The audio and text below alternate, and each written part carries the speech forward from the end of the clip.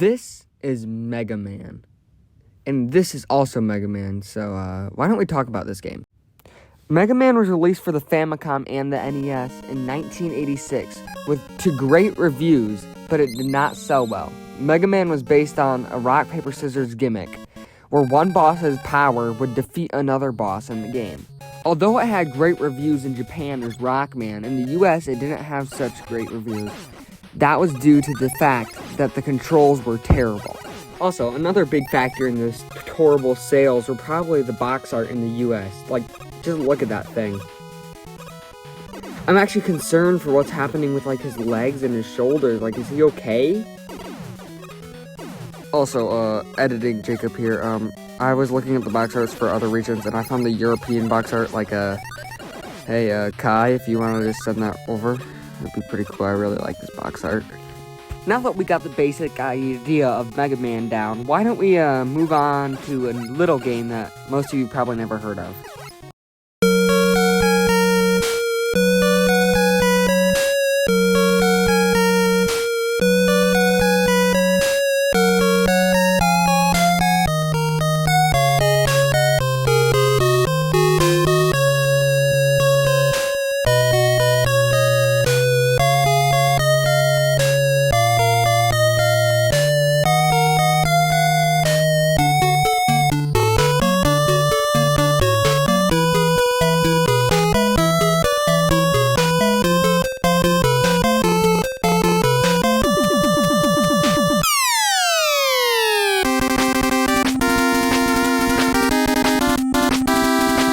Mega Man 2, also known as Rockman 2 in Japan, was released in 1988 to great reviews, and it sold almost 6 times the amount that the original game sold.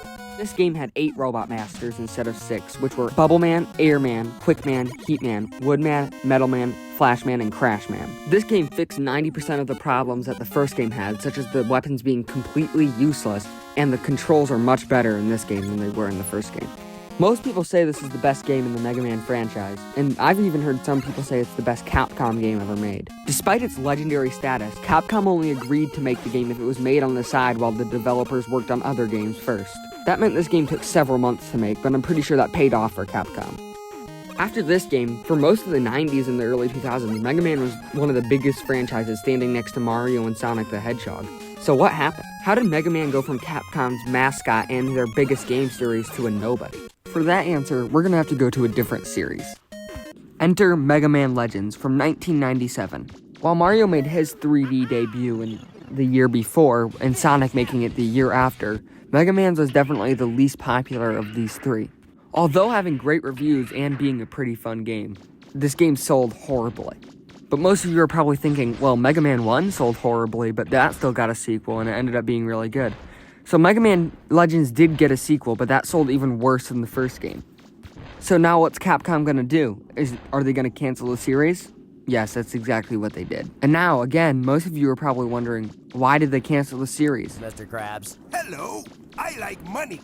What inspired you to cancel the Mega Man games and to do nothing with him? Money? So yeah, they basically canceled the Mega Man games to just have more money and work on games like Street Fighter and their extremely popular Resident Evil, which both of those series made way more than Mega Man did at this time. So now you're probably asking, well, it's only been like 4 minutes, how are you going to make this a 10-minute video? And to that, I'm going to answer with this.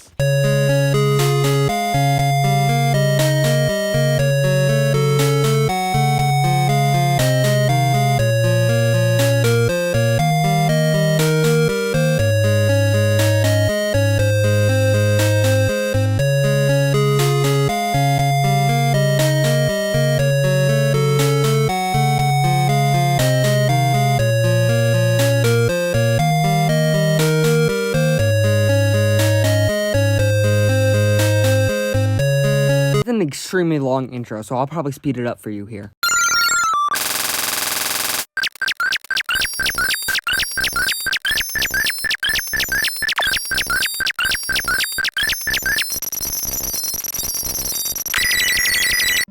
After almost a whole decade without a game for the classic series, we got Mega Man 9 in 2008.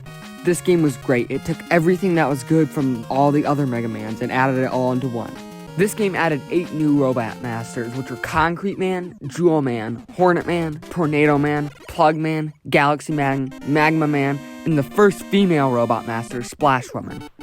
This game far exceeded Capcom's expectations, thinking it would just probably sell bad and they would give up again. But no, this game sold very well and is now one of Capcom's best games. I know a lot of people have never seen this game or ever even thought about playing it if they have seen it, but it's a really good game. You should definitely check it out. So naturally, this being such a popular game, they could only do one more thing, really.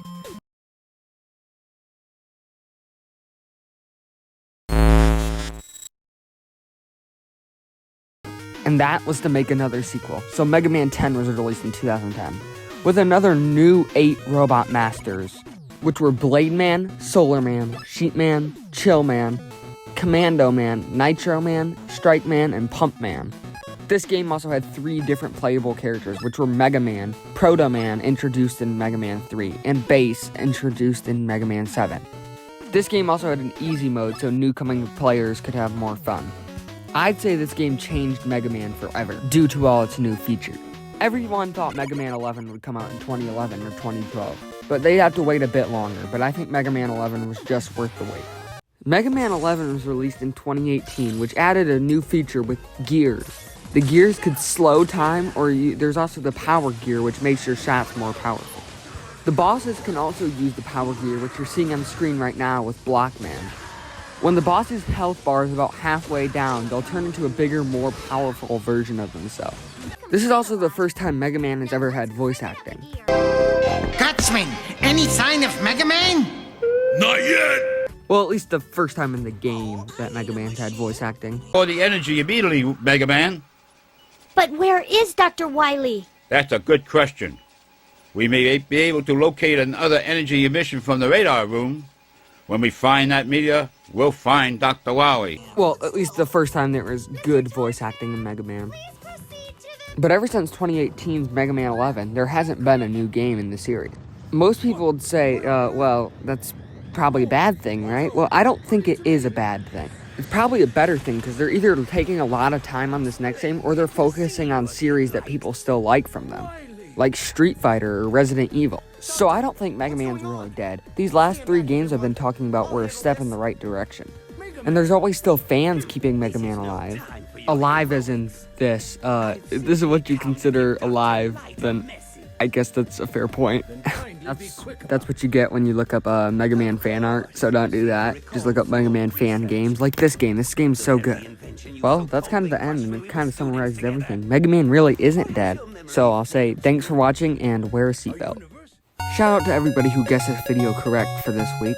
And also shout out to VG Reserve. This guy makes quality content so good. I'll put his @ in the description.